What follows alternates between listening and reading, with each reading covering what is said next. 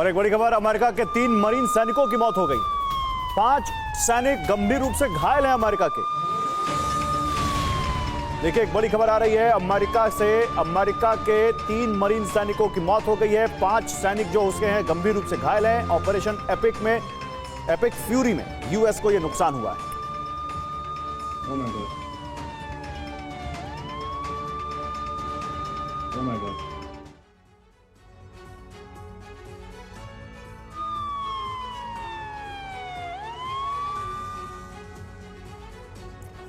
तो Israel Iran के supreme leader Khamenei का खात्मा कर चुका है। रक्षा मंत्री और चीफ ऑफ स्टाफ समेत कई टॉप लीडरशिप खत्म हो चुकी है। ईरान ने पहले ही धमकी दी थी कि अगर ऐसा कुछ हुआ तो इसका अंजाम इजरायल समेत अमेरिका के तमाम मददगार भुगतेंगे। ईरान अब हाइपरसोनिक मिसाइल से हमलों की शुरुआत कर चुका है। ईरान में जितनी तबाही हुई है, ईरान उससे भी अधिक बड़ी तबाही मचाने की ठान चुका है। ईरान में जितना खून बहा है, ईरान भी उतना ही खून बहाने वाला है। ईरान के सुप्रीम लीडर खामनेई की मौत का बदला लेने के लिए ईरान नेतन्याहू को अपना टारगेट बनाने की कोशिश में है। माना जा रहा है कि अब ईरान के टारगेट पर जिसका पहला नाम है वो इजरायली पीएम नेतन्याहू है। इजरायली रक्षा मंत्री काट्स भी टारगेट पर हो सकते हैं। इसके अलावा ईरान इजरायली सेना प्रमुख और मोसाद चीफ को भी मारने की कोशिश में है। डिमोना न्यूक्लियर सेंटर इजरायल के नेगेव रेगिस्तान में है। यहां अंडरग्राउंड एटमी फैसिलिटी सेंटर है। कहा जाता है कि यहां रेत के नीचे 6 अंडरग्राउंड फ्लोर हैं। इजरायल इसी जगह प्लूटोनियम का उत्पादन करता है। यह सेंटर इजरायल की परमाणु क्षमता का प्रतीक है। यह इजरायल की घातक हथियारों के विकास का सेंटर भी है। यहां हमेशा 3 लेयर एयर डिफेंस सिस्टम की तैनाती रहती है।